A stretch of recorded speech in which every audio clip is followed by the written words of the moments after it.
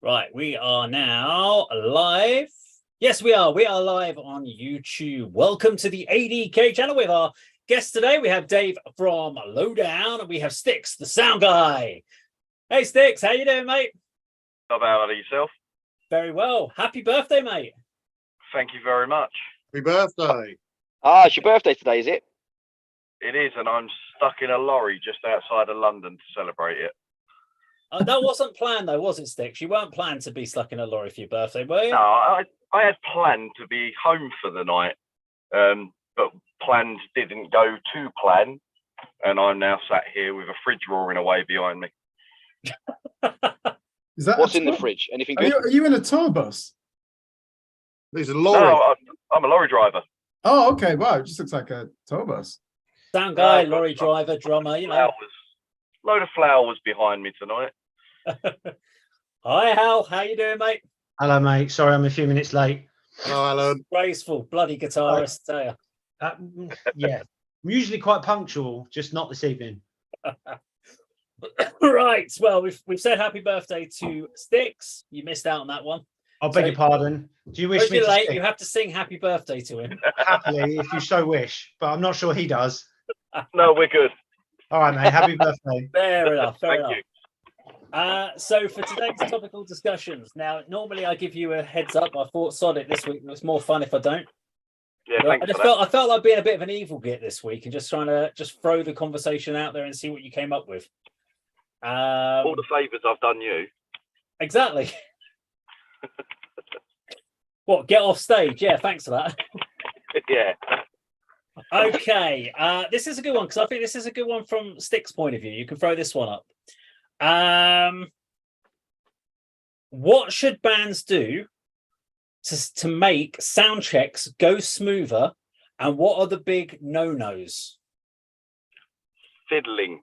So, Sticks, People I'm going to leave you to standing last on there. this one. You get to go last on this. Oh, good.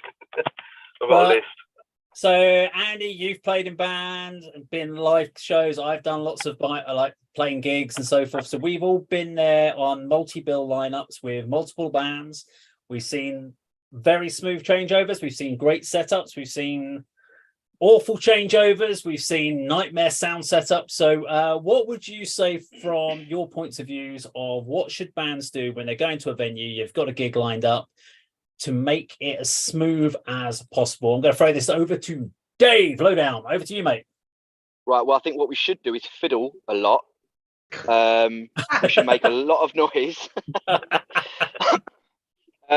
Now, to be perfectly honest, I would have thought that it would be very normal to know what to do, but obviously not everyone does. Some people are green.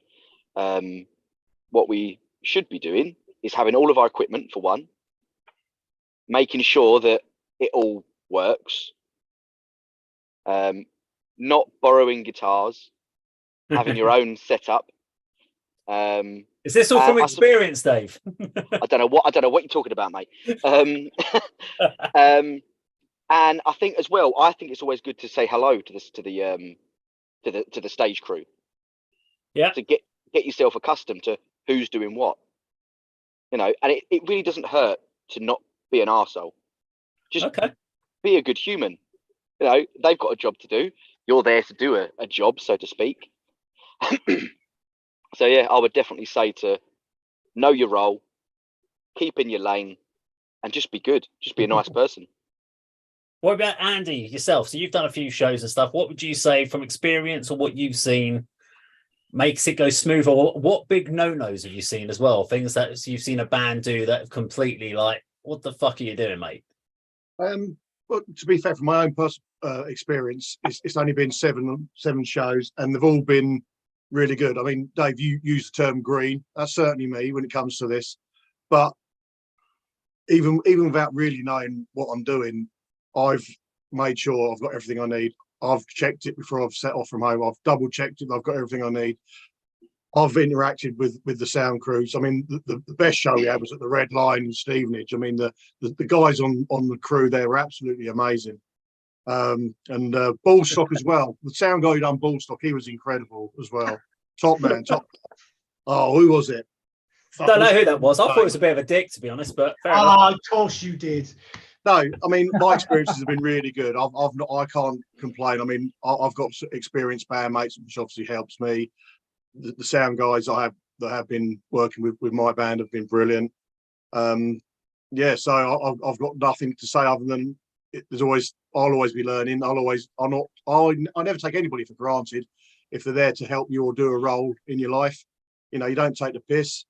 You accommodate them. You as Dave said, you interact with them and speak to them and work with them to do what you're there for. They're there to, you know, help you, and you're there to put on a show, and you've got to work together. Agreed. Before I go to Alan, Kirk, you've obviously watched quite a lot of shows. What experiences have you seen of bands causing some maybe issues, not necessarily in the sound checks, but maybe in changeovers, or some bad experiences or good experiences with professional bands and the way they work on stage? Okay, so I'm the only person who's not been a beneficiary of Styx's magnificent live audio engineering. However, as an inactive musician, I never actually played on stage either. So I've probably got the least to contribute here. Turn up on time. And then I'm going to throw a question back. I'll ask you, Styx, actually. Would you intervene if somebody is doing a sound check on the guitar and they're out of tune? Do you think that's your role to say, look, sorry, mate, but you might want to tune your guitar? Would you do that? It depends how badly out of tune. You'd like to think a guitarist should be able to hear that they're out of tune and be tuning up before a sound check. If it does sound horrendous, then I'll ask them, is that the sound you're going for? Rather than go, that sounds shit. Because half the time you get to go, that sounds shit. And they go, oh, that's how it's meant to sound. Ah, yeah, my bad. So Styx, if you say, is that the sound you're going for? What that really means is, this sounds terrible. Do you want my help? Yeah. At the last gig we played. Yeah. Yeah. Is that the sound you're going for? Because I can't polish a bird. Was that with the bass guitar? Are there any notes in there?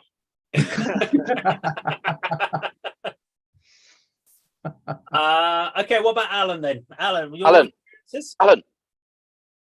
I suppose everybody's covered off the good bits, the bits you should do. Turn up on time, just be a kind of genuine human being, be about. It doesn't hurt to help other bands set up and pack down if you can, because that can make things smoother, you know, particularly if, like, our drummer Alex is very good at kind of jumping up on stage and helping the band before and the band after, load off, load on.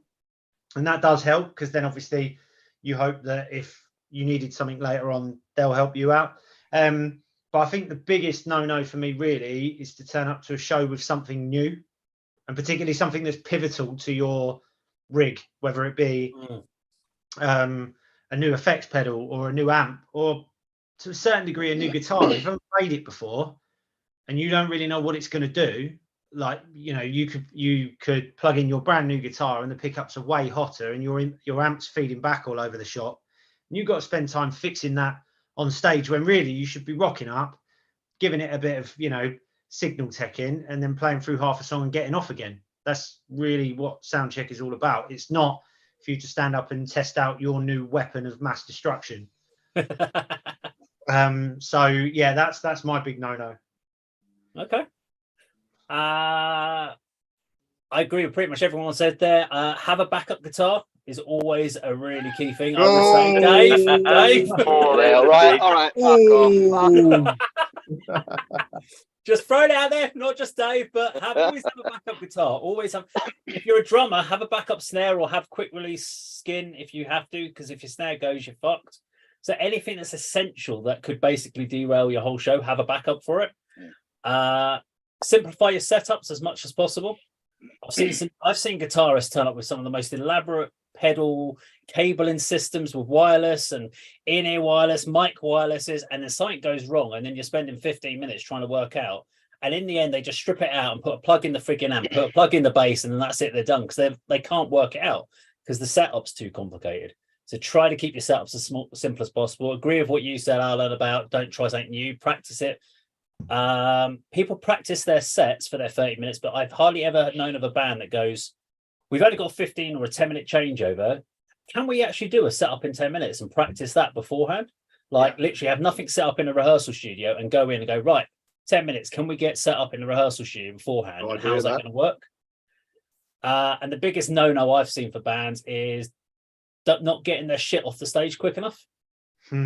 I've seen them finish their gig, especially when they've had a few friends there, and then they go start shaking hands and chatting to people at the front. And I'm like, there's another band trying to get on.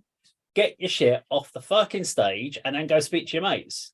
I've seen them packing their gear away on the stage. It's like, no, just get it off and let the next band on. That's my big thing for bands. Is Hey, Dave, do you mind if I quickly chime in there, actually? Yeah, go for it.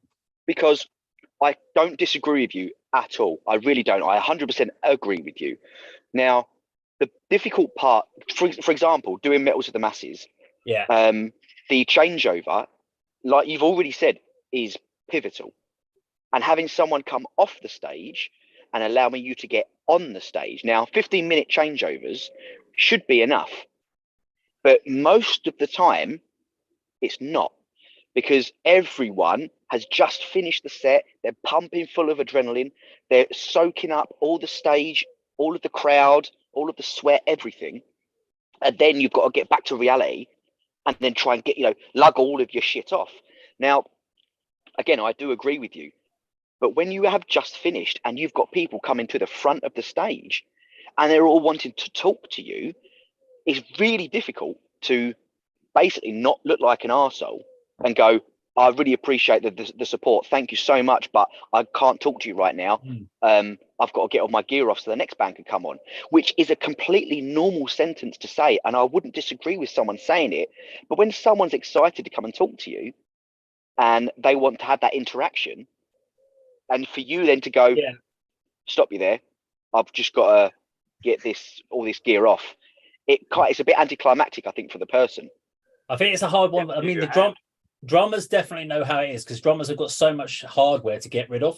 So you literally see a drummer finish their set and straight away they're onto the cymbals. They're like, if they're leaving the hardware stand, they're unscrewing, and they're automatically knowing they've got to get off that stage in 3 or 4 minutes to get the next drummer on to get their gear on. Which also brings me, before I carry on, another point. Drummers, share gear as much as possible. Stop switching over freaking racks and cymbal stands and just share. It's a lot easier. But anyway, I agree with what you said about the talking to people. So I used to do it when I used to finish drums. Someone would come to me and go, Dave. And I'm like, yeah, mate. And they're like, just want to say great show. I'm like, cheers. I've got to sort out. I'll come and speak to you as soon as I get off the stage, mate. Let me just get my gear off and I'll come and have a chat, mate. And that's what I used to have to do, because I'm like, I just knew that there are other guys on the other stage or wanting to get their gear. And I'm like, I've just got to get my gear off. And I'd plonk it, put it down. And I'll be like, I'll pack it away in a second. I'm just going to go say hello to these people. I'm going to get back and then pack it away. As soon as I get my stuff off. But it's a tough one, though, isn't it? This year, I've definitely seen a few bands this year where, I mean, we've sat at the back, me and Sticks, just looking at it, going, just get on with it. Get the fuck off, so the next people can get on, because you're just wasting time here. We're sitting there going, we're going to overrun at this rate. So, a bit of a challenge. Completely disappear as well. Just leave their stuff on stage and disappear.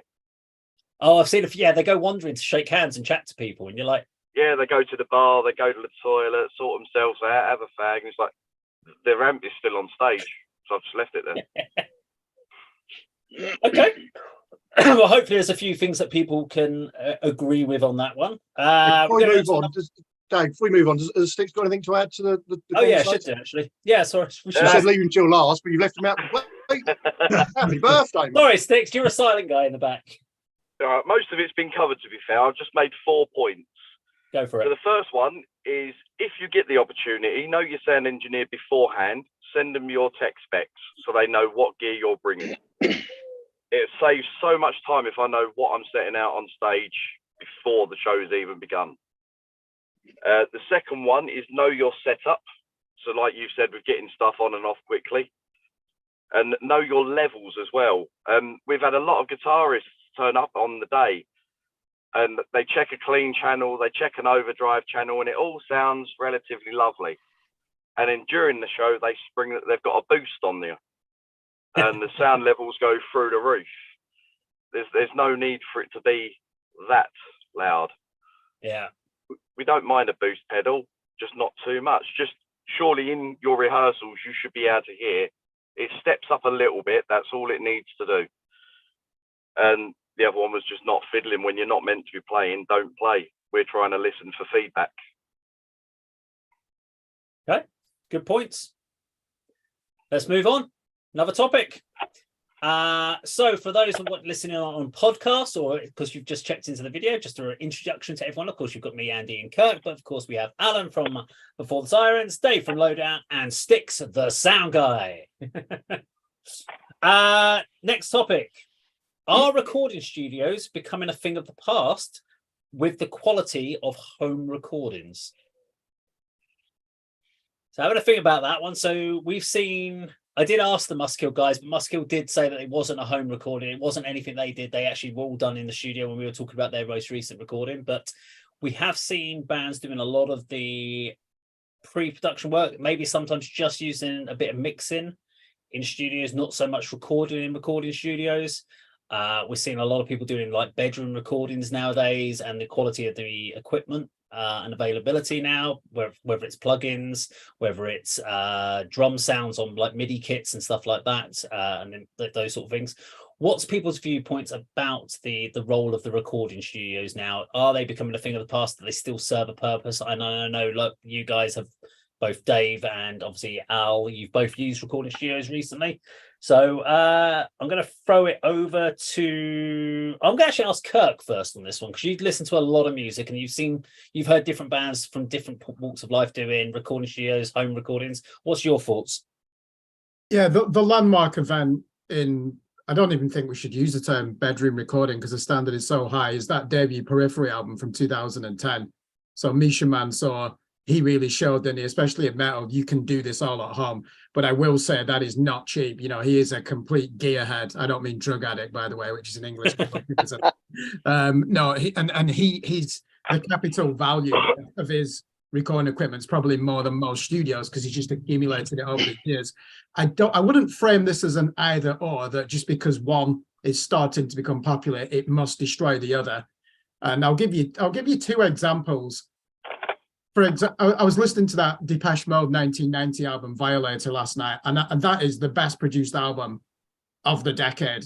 That it's like the first digital recording before digital software existed. It's just fantastic, that album. So back in the day, you did need to throw millions at a plush recording studio to get the most out of it.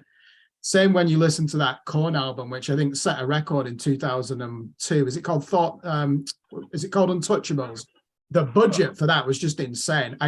Now listening to that compared with a Periphery album, you cannot tell the difference. You wouldn't know that one of them sucked up $2.3 million and then the other one was done at Misha Mansour's home. But one final thing before I pass it on, it's okay recording at home, but mastering it, as Sticks will say, is a completely different thing, isn't it? So a lot of bands might record at home and then they'll send it to Jens Bogren, for example, in Sweden at Fascination Street Studios, and he will master it. And most metal bands will try and bring in his services. So I don't think it will replace it. I think it's good that the technology is there and it's increasingly getting cheaper. And of course, it encourages more experimentation, because as the non-musician, I can only empathize with you guys. When you're in a studio, you're up against the clock. You cannot fuck around in that studio, can you? Because you paid for that time. Whereas if you're doing it at home, you can take more risks and you might end up doing things that you just would not be able to contemplate in a formal studio environment.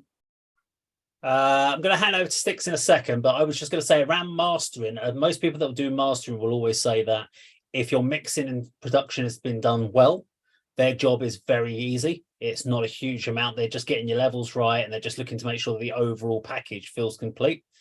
A problem we get with when people get sent stuff to mastering, and we did on my old band's first album, we sent it over to get mastered, and the guys were like, holy shit, we're gonna have to remix this because there's stuff all over the place. We need to retweak it, and they had to do a whole piece of work on it because it wasn't right when we'd done the production piece. And I think that's the big difference, where people send stuff, they do it at home, they think it's great, and actually the mixing isn't right, and they haven't got that right. If you can get your mixing right and it sounds great in the mix, the mastering, it should be simple. That's my understanding from what I've kind of read about it. But I'm going to throw over Sticks. What's your thoughts on this?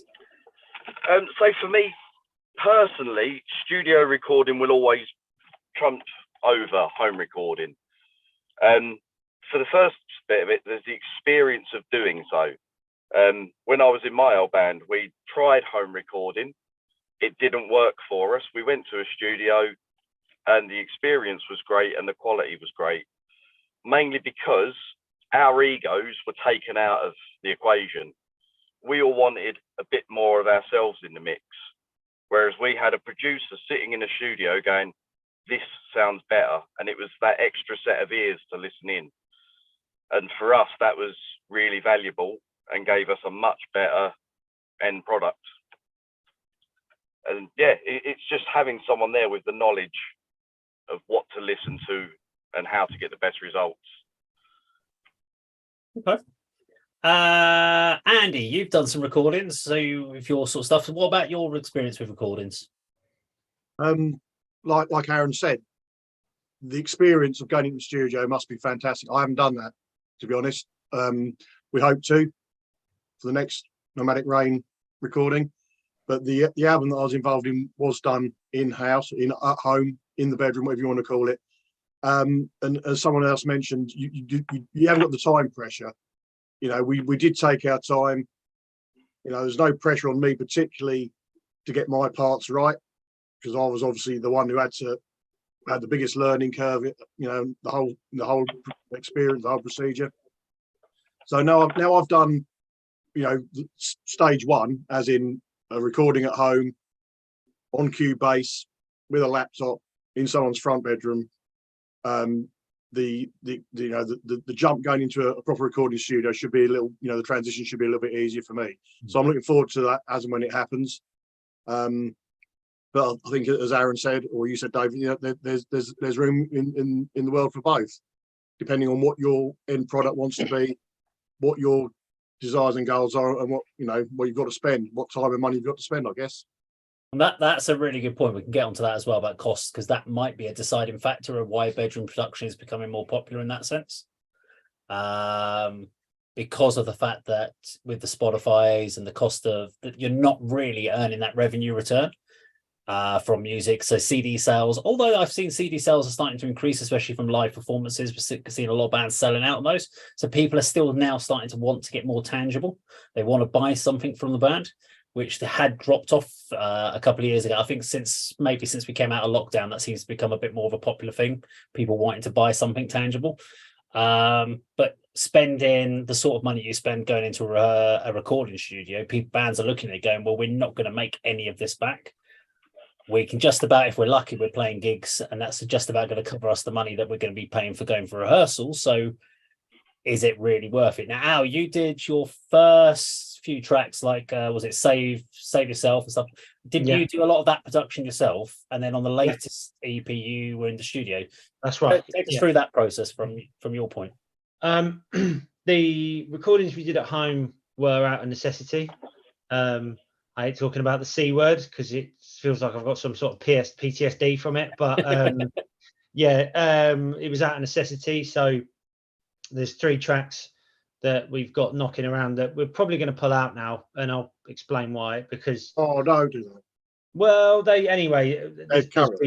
there's reasons, but they it was something that kept Chris and I busy at evenings, you know, like when we weren't working, when we were, you know, throughout lockdown, when there wasn't anything better to do, and it's something that we enjoy doing now. Almost every track that we do in the band these days, I will what I call guide at home. So essentially we'll come up with an idea in practice, I'll record it on my phone on, you know, the little like voice memo thing, take it home, take it to bits, do the program drums, do the guitars, do some vocals, and then that's the kind of, it means that everybody's got a reference point then for the idea. On a limited budget, so with very, very limited equipment at home, it's good fun to do, but you won't ever get the results. I believe we're on a as I say, on the sort of shoestring budget we're talking about. I don't think you'll ever quite get the results of a recording studio, because obviously they've invested in their equipment and everything else. But I think that the biggest difference for me is the engineer himself. Sticks mentioned it earlier about having somebody produce it, but I found particularly with the last EP, and particularly with Max, who's fantastic, by the way, at London Road Studios. He's a don. Like, the guy's ridiculous, but he stretched me, like, particularly vocally. You know, vocally, I knew what I was delivering. Like, you know, as I say, I've got a small home studio thing here. I could get my mic out and deliver one of our songs, and it would be reasonably passable. But what Max could hear, I hadn't considered. So, like, harmony lines and things like that. And he was like, what about if you push this note? And what about if you did this? And he was doing it with the guitars and the drums as well. And you don't get that. You know, Sticks mentioned about egos. It's also that kind of, it's almost like a second pair of eyes that see your track, see your album, see a certain part of a song in a manner that you hadn't seen it. What about if you try this? Or, and I think that was the massive, apart from, as Stick says, you know, the experience of being in the studio. And yeah, all right, there's a time pressure, but actually, like, it means that in the same way that we were talking about getting people off stage, people move there a little bit quicker and they get on with it. But it is an experience, and if you've got a good engineer, a good producer that you're working with, they'll elevate that track to a level you didn't think was possible. And that's certainly, from my personal opinion, what we found with our latest EP from anything else we'd ever done, was that what came out of that really felt like a kind of a partnership between us and the engineer himself and Max, and that is the reason why I think that while home recordings will always be a thing, particularly if you're working on like guides, or if you're working on getting a track out quickly, or particularly if you're like like an artist that's just a one-man band, like like you're producing dance music or something like that, then you are likely to work at home. But in sort of my environment, in the sort of like heavy rock metal environment, I think that recording studios themselves will always have that extra edge, if I'm being honest. Huh? Dave, what about yourselves? Because obviously you've done your recent EP. So how was that experience? Was that studio? Have you done previous ones at home recording? How's yours set up in, and what's your experience been with that? So I completely agree with Alan. So I completely agree with him that I think that it's not necessarily the recording studio, it's the person that's in it. I don't even think it's the equipment. Don't get me wrong, it helps and it can make something good great. But I do think it's the person, it's the producer, it's another set of ears that might hear things that you probably wouldn't have heard. And also, I do home recording. I have a home setup, but I don't use it for released recordings. I use it for demos, ideas, and tracking. So generally what we would do is I would do, or this Ant also, my bro from Navajo, Ant, second guitarist, he also does this, and he's actually better at it than I am. He'll sit down with the idea and he'll track the demo, and that will be a demo, which will be our ghost track. And then we would either take that with us to the recording studio and have that as the ghost drummer guide track, and he can drum to that. Or, you know, we wouldn't use that. It would just be the idea. But I've never been good at working from home. So I've always been better at leaving my home to do, whether it be, I don't know, the gym, practice, recording, work, anything like that. I've never been good at doing it at home. So I think it enables you to physically go into an area where you are going to be achieving your goal in that area, in that room. And if you don't do it, you don't leave, provided you can pay for that. But no, I do think it's the person. So going back to your original question, I don't think the home recording / studio recording is as poignant as the person that's in it, or the person that's physically doing it. Like, for example, Kirk, Misha Mansour, he can do that job that he did for Periphery for other people. Devin Townsend produced loads of other albums, but he still sends his away to get it mixed, or no, maybe it's mastered by someone else. He does a lot of it in-house. And I think Alan picked up on a point as well. Coming out of, the C times, the dark times, a lot of people learned how to do their trade. A lot of people had to because they had so much time. So no, I don't think it's old or gone, but I do think the people that are in those rooms matter more than the bricks that build it. Okay, good points from everyone there. We didn't get to a conclusion, but we got to a good kind of consensus of different viewpoints on the recording studio. So I think it has its purpose. And I think there, if you want a good quality one, you go into the studio. And I agree, it's the person. It's definitely the that bouncing something off. I know when I did the Last Nothing Gained album, I went in there thinking I was ready for it on the drums, and I just thought, yeah, nailed that take. And the producer was like, yeah, I think you've got a better one in there. I'm like, what do you mean? He went, no, I think you could do a better take on that. Go for it again. Just see if you can just tighten the nuts up on your cymbal work. He said that just felt a little bit loose there, but yeah, run it again. And I'm thinking, bloody hell, you pain in the ass. And then I ran it, and then I'm like, actually, you know what? That was a hell of a lot better take, because he was like listening to those bits. You think you're great, and then they can actually pick it up. So yeah, having a good producer does help. You need someone to pull you up on your bullshit. Yeah, it's very easy to kind of just accept. When you're doing your own recordings, you go, you know what, that's good enough. That's a good take. That'll do. That'll work. And that's a lot of I do that with a lot of the demo things. You're like, yeah, you know, that'll work. And then you listen to it about 3 or 4 weeks later, and you're like, that was shit. So that really needs reworking. The problem is you don't do that. If you put that on an album 6 months after putting an album out, you're like, we can't play half the songs on the album because they're bloody awful. We're not going to put them out again. So yeah, having a producer does help. Should we move on? We have more questions. Onwards and onwards. Okay, next question. I've got so many things I make notes of on these ones. Okay, this is an interesting one. Well, I think it is. When does a gimmick band become a legitimized band? So I'm going to throw a name out there, which I think when they all first came out, we were like, huh, what's this all about? Slipknot, 1996, drops its first debut. We were like, oh, it's a load of guys in boiler suits and masks, bit of a gimmick. But they are legitimized as one of the staples of the metal scene for the last sort of now 30 years, give or take. So there are a lot of bands, Mushroom Head, so the face mask wise, you've got bands that do dress up. We talk a lot about some of these visual bands from Japan, and we talk about, is it a gimmick? But there are a lot of these bands that have gone from being gimmicks to being legitimately classed as idols, powerhouses within rock and metal. So what makes it go, or what in your eyes takes them from being a gimmick to being a legitimized? I'm going to throw it to the dog. Yes. Your answer. Hello, mate. So this is Ozzy. Ozzy's got to give us some answers. Ozzy, he's the Prince of Barkness. So you might as well go, Dave. Any thoughts on this? Yeah, tough question, actually. Yeah. I do think that, using your example, Slipknot, I was what? I don't know how old I was then. I was young and impressionable.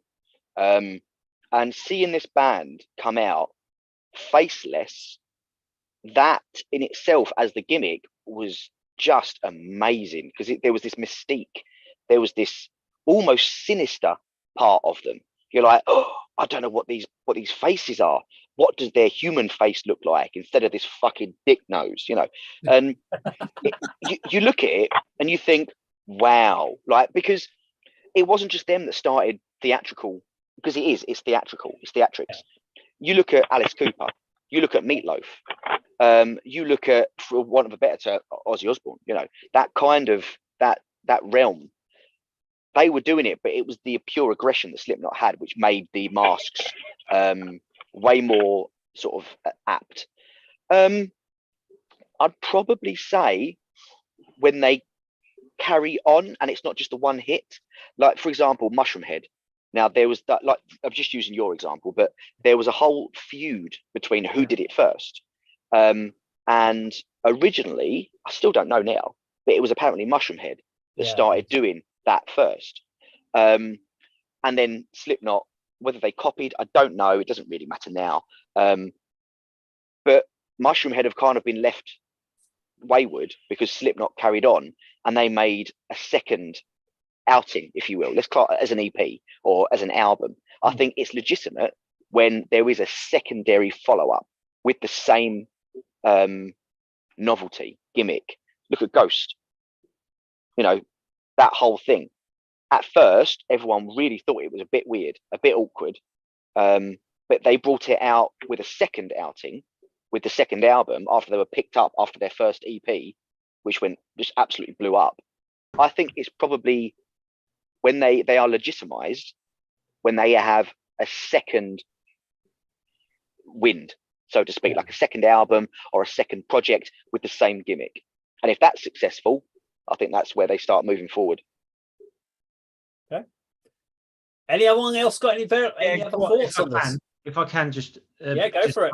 I don't have a whole heap to say, but essentially, I think that gimmicks are gimmicks. As Dave said, anything that adds to the theatre of a show can add, you know, additional kind of wow factor or a bit of mystery or, you know, all of that sort of stuff. But ultimately, I think that a gimmick works, or rather, let me rephrase. A gimmick will always fail if your music isn't better than the gimmick. Like using Slipknot as an example, Slipknot's music would be great whether they were wearing boiler suits and masks or not. They're brutal. They were genre defining in the late 90s, and that would have worked mask or not. Whereas if your whole image and your fan base and everything else is based around that gimmick, then ultimately you will get found out because your music's terrible. And that I think is my kind of take on that. Yeah, I can come in on that as well. I think Dave and Alan, you make great points. Let's use Slipknot as an example. I mean, I don't think any artist likes to be accused of using a gimmick, do they? They would try to use the word innovation because it has connotations of being cheap and shallow, doesn't it? But Slipknot deserve credit because, one, in 1999 there was no chance of even listening to extreme metal. You know, they were playing grindcore and death metal, and then they had the Korn influence, and it is because of the imagery, isn't it? And that really did suit the music. They became legitimized because with that power and that platform on that second album, track number 1, I think, is it called People Equal Shit? That is just fucking grindcore. And this is a band who knew they were going to get to number 1, both sides of the Atlantic. So I think they got a lot of respect for that. And when you speak to a lot of the bands you assume are elitist, like Morbid Angel and Obituary, and people would say, oh, Slipknot, metal's crap nowadays. Right? No, this is great because it means that kids are interested in our music again, and this is a gateway. So to answer that, they became legitimized because of what they did with that fame and popularity. And I think they really were keen to show, weren't they, that, hey, this is where we come from. I mean, for example, I first heard about Pig Destroyer through Joey Jordison in an interview in a magazine, and he was like, oh, check out the new Pig Destroyer album. I was like, what a fucking name for a band that is. Who are they? And then Relapse Records. So I just think it's great what they did with it. Just one more thing, though. There are some gimmicks that aren't image-based. Like, do you remember that? Does anyone remember that band Kylesa, who had 2 drummers? What the fuck? What's the point of that? There was also a band in the 90s called Cop Shoot Cop, who were an industrial band on a major label, 2 bass players. Why? You know, so certain things have never caught on, like Cynic, the progressive death metal band, the fucking vocoder vocals. Fortunately, they never caught on. So there are gimmicks that fail, aren't they, as well? But yeah, I think Slipknot is the perfect example, Dave, there. You've really helped to set the question. Is there any, Andy, within the sort of music that you listen to, you know, that really miserable, horrible, funeral, doomy, miserable country sort of rubbish that you listen to, is there any like gimmicky bands there? I mean, there's gimmicky band members. I mean, my immediate thoughts to your intro is Messiah Marklin, former vocalist of Candlemass. He had like the monk's cowl, so that was a gimmick of sorts. But my sort of take on this was this is quite naive of me, really, because I like the bands that you mentioned, Kirk. You know, like some Morbid Angel and Obituary, and then I was looking at people like Slipknot and thinking, well, they must be rubbish because they've got to use a gimmick. They've got to wear masks and boiler suits. Why can't they just wear band t-shirts and ripped jeans and high top trainers. You know, if music's that good, you don't need a gimmick. But as I've obviously matured and listened to more and more music, then I think there's definitely a place for. I mean, is gimmick the right term? I'm seeing. You know, I like it when bands actually have a stage presence, a theme. You know, the Infernal Sea is a band I saw in Cambridge. You know, last year, for example, that they've got a look. Again, it's the mystique, the masks, the long black sort of coats, as it were. So, I mean, again, like everything, there's a place for both. But I agree, some of them are ridiculous and gimmicks for gimmicks' sake, like the bands you quoted, Kirk, the two drummers, the two bass players. But yeah, Okay, that's it. so there are bands like Gwar, for instance, who are obviously a gimmick-based band. They're all dressed up in their costumes and stuff like that. Play fun music, aggressive music, and you go there because it's meant to be a bit tongue-in-cheek. It's a bit dressed up in all their costumes. So you don't tend to take bands like Gwar very seriously. Recent bands that kind of come out, we've obviously got the band Sleep Token and the singer Vessel. And that, to me, that comes across as very gimmicky, the concept of Sleep Token as a band, and no one has names and everyone's hidden. Everyone's automatically going, oh, it's very much another reissue of what Slipknot did with no names and stuff like that. And it has, I have to be honest, when bands come out with a gimmick like that, it puts me off the band. I kind of, like Andy thinks there, it's like, well, if you're having to go down that, I'm not really that interested in finding out that much about your music. I am going to go down there because I've got a live stream with a load of Sleep Token fans who are going to try and convince me next week that Sleep Token's a great band. I don't know why I've put myself to have 5 Sleep Token fans grilling me, but that's going to be a really interesting live stream. Join you for that one, Dave. I thought, sorry, I'm going to go into it, but I'm batting from my side. We'll see what happens. What does Slick think of this? I pretty much agree with what Al said. You need to have the quality of your music to back you up with it. If you have a gimmick but your music's terrible, then it's a gimmick. It's terrible. What's the point in doing it? If it's something you can listen to and think is good, and the gimmick just adds to your live show, then it is legitimate and becomes something good. I mean, we've seen some bands throughout the Metal to the Masses going in with kind of gimmick looks. And I guess because you've got to imagine bands like Slipknot at some stage when they formed weren't all completely their finished product that we got to see in 1996 with the first album. There was work before that they did in the live scene, and they were practicing, and they're going to rehearse, they're going to their gigs, and they're like, well, let's try a different mask. Let's see, maybe should we all wear boiler suits? Should we? They used to dress up as nuns at one point. Did they? Yeah. I did not know that. The old singer was dressed up as a nun. Yeah. One of the other guys was dressed up, I think, in like S&M gear, but they had their faces and stuff out. Like gimmick stuff. And the thing is, if you'd seen that at those stages, watching them, would you have been going and then heard a bit about Slipknot later down the line? Would you be like, whoa, I have no interest in seeing that band because I've seen them. And so is it important to get, if you're going to go down a gimmick route, about nailing that gimmick early on when you're building the band? Or is it a case of it doesn't really matter in the early days? Is it, you can just try lots of things and see what works? Any thoughts? I mean, you could always rebrand, couldn't you? Like that's what Slipknot did. When they released their first ever EP, Make, Feed, Kill, Repeat. Yeah. I think they were just starting to really get what they were going to be doing, which I think for them was more shock. And at the time, because I've seen a load of interviews about this, they didn't want to be part of the whole music scene. They wanted to play music, but they didn't want to be part of it. And I think at the time, it was all very much pretty boys, I think, that were in that music scene. So I think they started putting masks on because of that. And I think the gimmick, like you guys have said, has it took off. Okay. It needs to be developed. I mean, I'm not an expert on any of this, but you can see the progress and development of the Slipknot look. We keep talking about them as the main example, but it's there's been a development of each of those characters. They haven't stagnated and thought, well, this is working for us. We're selling albums. They're always working on that. look, that gimmick, that stage presence, that feel of the band, which is commendable.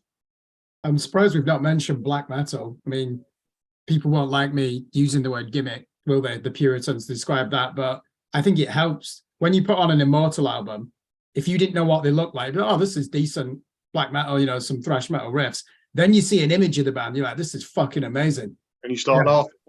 Yeah, pretty much. You know, don't you? Because they're holding battle axes. They've got these giant arm spikes. They make the most ridiculous poses. I mean, if you came across people like that in a forest, you would run away thinking that they're going to murder you. So you've actually brought up a good point there, Kirk. So there's a band, what's it called? War Kings.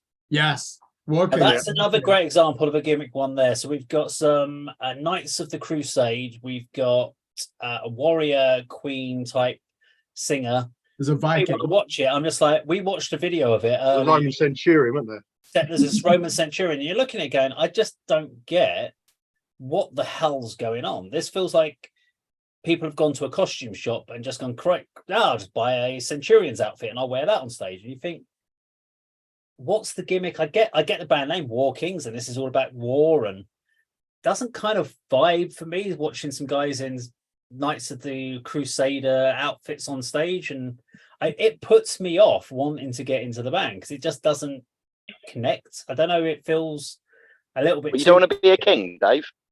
Huh? You don't want to be a king?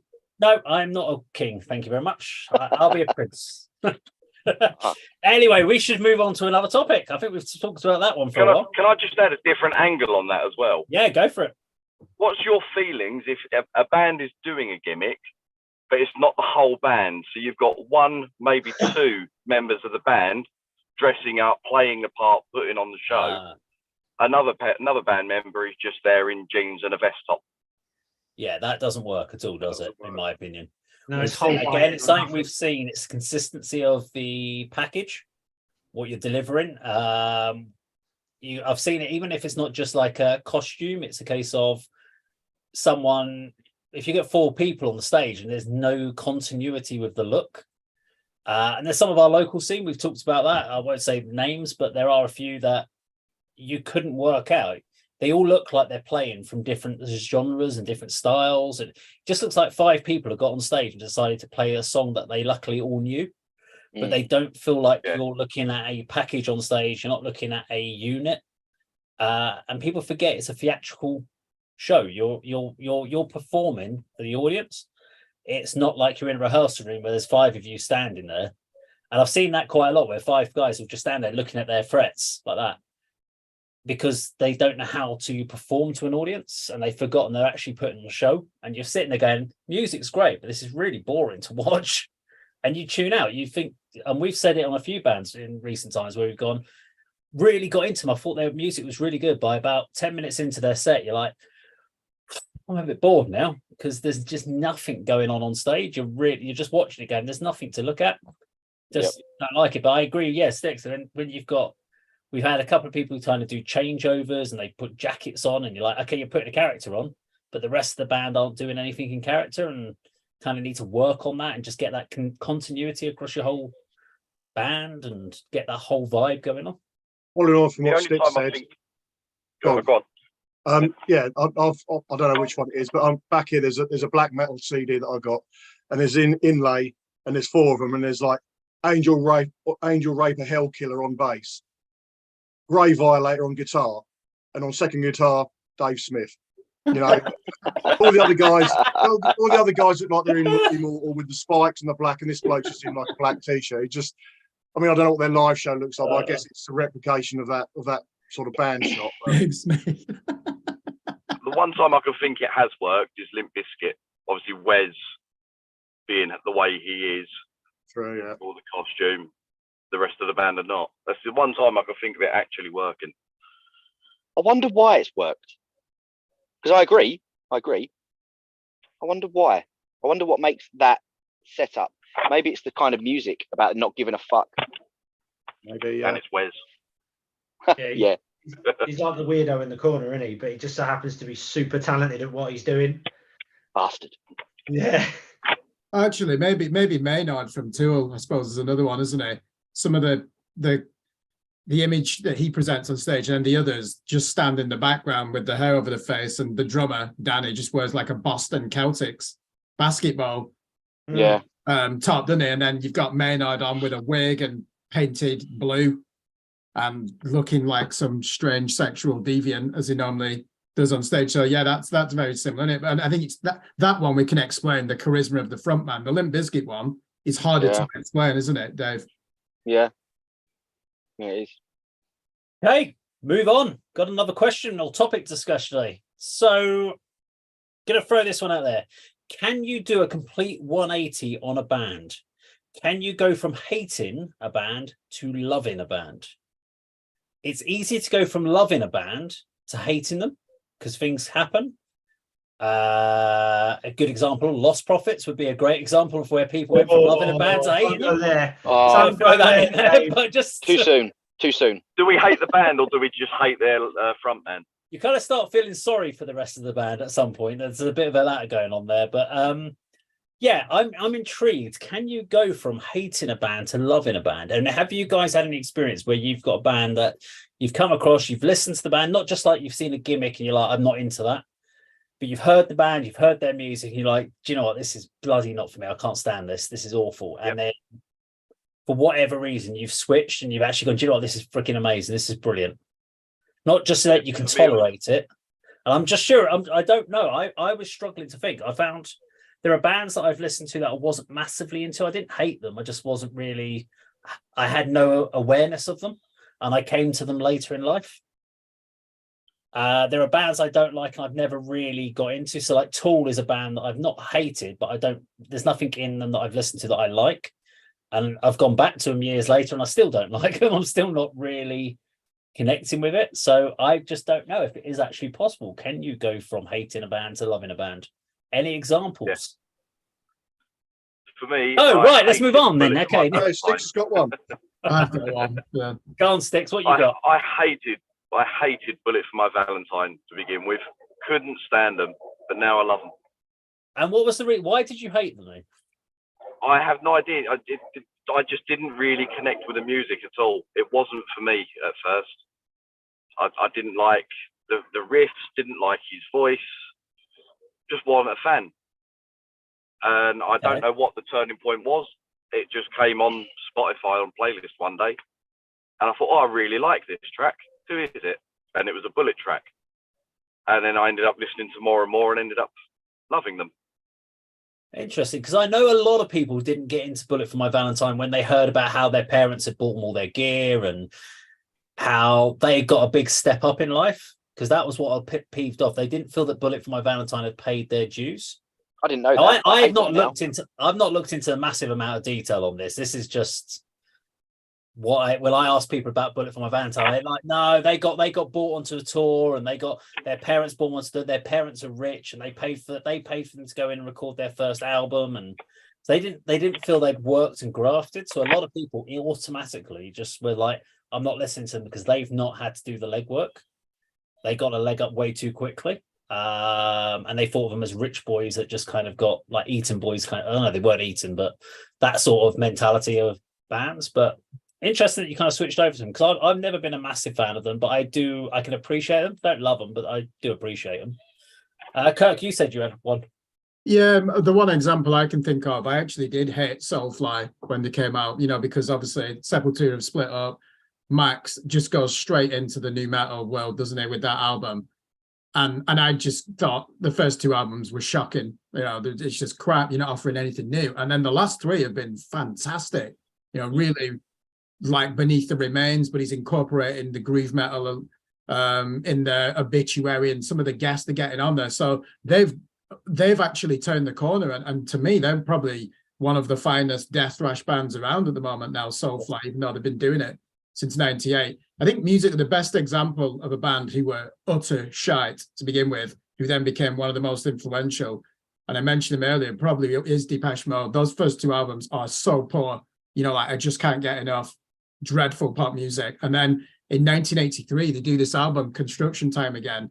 And they were one of the first to use samples. They took the influence of that German proto-industrial band, Einstürzende Neubauten. Oh, that one, yeah. Okay. Oh yeah, One of you have Love heard of those them. guys. And they put that in a pop format. And then, I thought you could say Kraftwerk. well, they were obviously an influence. By 1988, that Music for the Masses album, they've more or less defined electronic music for an alternative and even a rock audience. So they're the best example of that happening, where a lot of people who would never touch that music by 1986's Black Celebration album were intrigued. And then the opposite has happened with Ministry. They started off as Depeche Mode clones and were shit. And then when they started embracing thrash metal and more or less invented industrial metal, people started liking them because they got their own identity. But it's hard, isn't it, for anyone, for their own pride to think, oh, I hate that band and now I'm going to swallow that pride and I really enjoy them. You're probably not going to do it for that reason alone, are you? Just to maintain this stubborn pride. But yeah, if it's not just down to music, if there's something about the band separate to the music that you don't like, it's a lot harder to change your opinion. But if it's just musical, then I think you can switch. Andy, you're quite what I would call a gatekeeper kind of what you like. So I think what about yourself? Has there been something that you've come across over the years that you've come back to maybe a few years later and you've actually really enjoyed it? I'm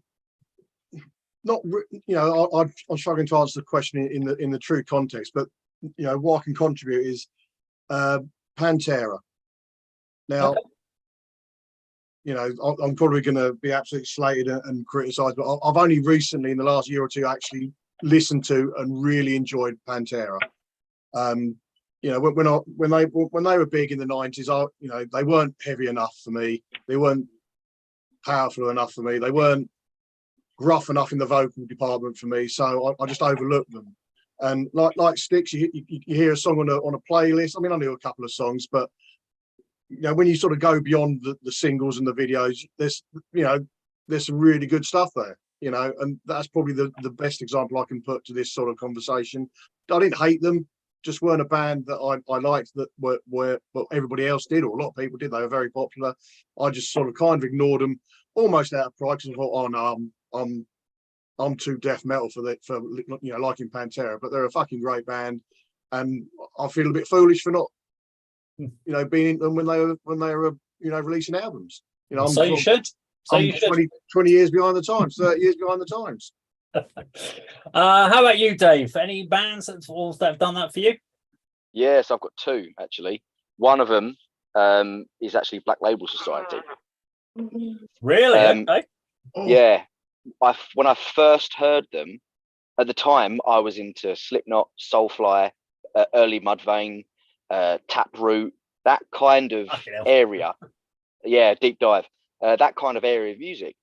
And then someone showed me like this big fucking Viking looking motherfucker that like played guitar and sung like Ozzy Osbourne. I listened to it and I didn't like the vocals. I was like, nah, shit. And then left it for like, I don't know, I'd probably say like 10 years. Completely just didn't get into it. And then exactly the same as what Stick said. Something came on. I thought, oh, yes, please. Completely turned around. I can't say that I hated them, but the vocals put me off. So I completely get it when people listen to like Black Label. They're like, and they've got like comments on the vocals. It's specific. He sounds the way he sounds. So I get it. And the other one was Ghost. Okay. When it first came out, just the music, I thought, I don't quite understand it. Not sure I get it. So again, I left it. Wasn't quite for me. It wasn't quite 80s. Like I love 80s music. It wasn't quite 80s. It wasn't quite synth. It wasn't quite goth. It wasn't quite really anything at the time. The closest thing you could put to it was maybe pop, like heavy rock. But, okay. And then when the whole package came out, when they were picked up from their first EP, and suddenly the theatrics were there, you're like, okay. Yes, it makes sense. It makes sense. They've got the lore. They've created almost this comic book like person. So yeah, it made more sense. So yeah, Ghost was the other one. Okay. How about you, Alan? Anything from you? I've spent the time everybody else has been talking, trying to think about it, to be honest. the only band that, and I think I suppose that the only way I could put this is the biggest swing for me from dismissing something as not for me, or no, I'm not really keen on that or whatever, was the first time I heard Lamb of God. And I heard them for the first time when I was very much I was listening to the album while I was working, probably 20 years ago. Might be a little bit less than that, but anyway, I think it was the Walk With Me in Hell album. I can't remember what album name that is, but anyway, I heard a few tracks off that and I was like, God, this is far too much for me. This is far too aggressive. This is way too sort of almost guttural. I know Andy will laugh at me for saying that, but still, it was way too deep in the depths for me. And then the swing for me was in my old band, we played a show in Leicester, and the DJ just before we came on played Redneck, and I was like, what is this? Where has this been all my life? And I made a beat, so much so that we played a 45-minute set, and yet the first thing I did was went to the sound man and said, what was that song you played before we went on? And he said, oh, it's by Lamb. I said, really? I've never really been into them. He said, check out this, and this. And then a few weeks later, they released the Wrath album, and that was me sold. Yeah, that album, I had that on CD, and I played it so much it broke. That was probably the biggest swing for me. I almost had a chuckle to myself, like when I was listening to that Wrath album, because I was like, you didn't like this lot, while I'm like headbanging down the A507 on the way home. And they were. I suppose that was because my musical tastes were changing, as opposed to I thought they were rubbish and then actually they were brilliant. It was just that I kind of, I suppose, matured into them as a way of putting it. But that's the biggest swing for me I can think of off the top of my head anyway. It's been interesting, actually. It's been good, actually, you guys talking about it, because it's given me a chance to have actually think for myself. And I do have an example, and I actually think I know why. Because it's in each of our occasions, it's all been exactly the same reason of how we've come back to the band. So it's all been a case of that we've been listening to, we've heard them, and we've not connected with the music. It's been something about it, and there's been one song that's connected. And I bet you that when you've then connected with that band over that one song, when you've gone back to the old stuff that you didn't connect with previously, you can actually appreciate it more. You can enjoy the older stuff that you previously had said wasn't a big fan of that. You're like, actually, that's not bad, because you found a way of getting into that band. But you've got to find the right song that connects with you. And like the one that was the band that was for me was In Flames. And about 3 years ago, I was getting loads of requests on my other YouTube channel to do reactions to In Flames tracks. Stuff like off of, was it Lunar Moon or Luna, I think it's called. Jester's Race was the other album I was getting a lot of requests for. And I was listening to this stuff, and it's all shredding along. It's scratchy, guttural vocals. And I'm just like, ugh. And I remember doing the reviews of him going, yeah, he seems like he knows what he's playing, but the vocals, I just don't like them. I don't like these vocals. They're scratchy. They don't make any sense. The lyrics don't make any sense. It's just not for me. I don't really get it. I don't understand it. I don't really want to listen to it again. And so those people go, yeah, but check out this version. Check out this song. I'm like, oh, for fuck's sake, right? Okay, I'll react to that one. My opinion didn't change, and I kept doing it until we got to more modern In Flames. And some of their style had changed. And I started doing more recent In Flames from like the last sort of 10 years or so, and really got into it. I liked how they'd modernized their sound. And then someone asked me to go back and check out some stuff off of Jester's Race the other week. And I listened to it. I was like, this is a banging track. I really enjoy this. And I was going, I swear I've reacted to this before, but I don't remember actually enjoying it. But I really enjoy this track right now. And I think that's because I'd gone through that journey. Part of what you said, Alan, your tastes change.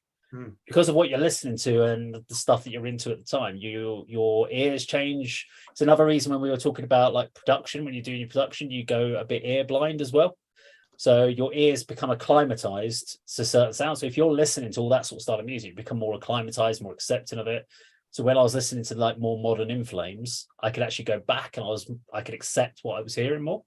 And I think that, so it's probably is true. You can go from hating a band to loving a band, but you've got to find something to get you into that journey. I think listening to the same stuff that you hated is not going to do it. You've got to find somewhere else to appreciate it from. But okay, that was an interesting one. We've got another topic. Yeah, literally all I do all day is just write topics out on bits of paper. So that's literally all I do. When I'm meant to be mowing grass, I'm like, sod that. It's just people look out the window going, why does he keep starting the mower? His phone out. I'm like, just typing another discussion topic in, right? Start again. Oh, I've got another one. Hang on. Here's one for you. This one just popped into my head. Popped out again. Yeah. Alan, you popped out again. Yeah, it's disappeared. Does the band having a large back catalogue of music stop you from wanting to check them out? And if so, why? Now, this has been between me, Andy, and Kirk. This has been something that's come up a few times when we've talked about bands like Corrosion of Conformity. We've talked about Nightwish with the sheer number of 3 different vocalists. And one of the topics that comes up when we say it is you just don't know where to start. Yeah. If you've got a band that's got 10 albums out there, you don't know which is the right way to start. Do you start at the beginning and do the first album? Do you do the last album or work backwards? So I'm more interested, not from Andy and Kirk's point of view, because we have discussed it, but I'm really interested from Sticks, Dave, and Al, your points on is there been a point where you've been told, go check out this band? You've never heard of them, you've heard the name of the band, but you're reluctant to go and check them out because they've got too much catalogs. And what's the thought going through your head? So, Sticks, any thoughts? For me, it depends how you're introduced to the band. So if you've got someone who recommends the band to you, you can ask them, what particular track should I listen to first? One of the examples you'll all know is Ghost. I'm not a massive fan of Ghost. I know the hype behind them. I tried looking into it myself, didn't know where to start, listened to a track, didn't connect with it at all. A few weeks later, or a few weeks ago, I asked someone who is a fan of Ghost, what is a track I should listen to? I got recommended it. It was a lot better for me, but I still didn't connect to it. So I know that they're not for me. Yeah. But for me, that it is how you are introduced to them. If they've got a massive back catalogue and you know nothing about them, it's daunting. You don't know where to start. But you need that introduction of listen to this first. Because I'd say, like, from Dave, from your point of view, Black Label Society. Now, you could get real hit and miss with Black Label Society if you pick the wrong album. Yep. Because you said you went back to them, you found a track, so obviously you'd stopped listening to them or you hadn't heard much. So how did you approach it when Black Label Society and you got into them? So that'd be a good example, I suppose. Yeah, so I think Sticks, to be fair, hit on the head. I think that I've never been good with people telling me to listen to something. If they send me something like a Spotify link or a song and I'll listen to that, then I'm fine with that. But with Black Label, I actually went back to them because I picked up one of their albums when I was always in Virgin Megastore, just walking around the metal part. And I'd seen an album cover which I hadn't seen before. And weird enough, it's called Hangover Music.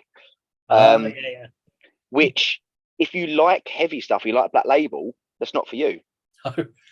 Because it's nearly all acoustically written, chill out stuff. You know, just singer-songwriter stuff.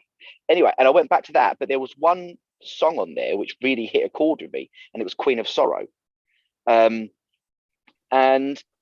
it wasn't so much of one specific thing. It was just, I like the vibe of that. Oh, all right. So I then carried on looking for something else. It just happened to be because I liked the album cover. It was skulls and shot glasses on fire. How can you not like that? So yeah, that was how I went back to Black Label. But for me, yeah, I agree with Sticks. It depends how you're introduced to it. I think it depends that how did you find out about them? And I think that if you found out about them by listening to the new stuff, say on, I don't know, on the radio or music channel or YouTube, just come up as a recommendation, then listen to their new stuff or listen to the stuff that song is on. And then you can kind of go outwards from there, either back through the catalogue or forwards through the catalogue. So that's what I would do. Okay. How about you, Al? Any thoughts on this? I suppose the problem with, particularly if it appears that everybody deems this band as cool in one way, shape, or form from many, many different angles. If they have a massive back catalogue of albums, it's quite intimidating. Like, I know you said, like, where do you start? Like, you can look at it as like 100+ songs going, okay, what's good here, and where, like, what's going to sit right with me. And particularly if you've got no reference point, if you haven't, as Sticks and David said, if I haven't had it recommended to you, it can be quite a sort of tough place to kind of get started on. But the a sort of a bit of a strange example, I suppose, because everybody knows them, whether you like heavy music or not, is Queen.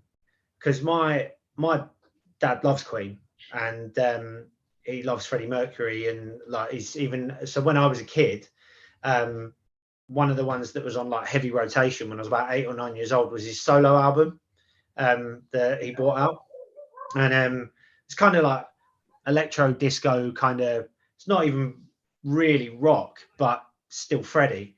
And obviously, as I say, everybody knows 3 or 4 Queen songs offhand.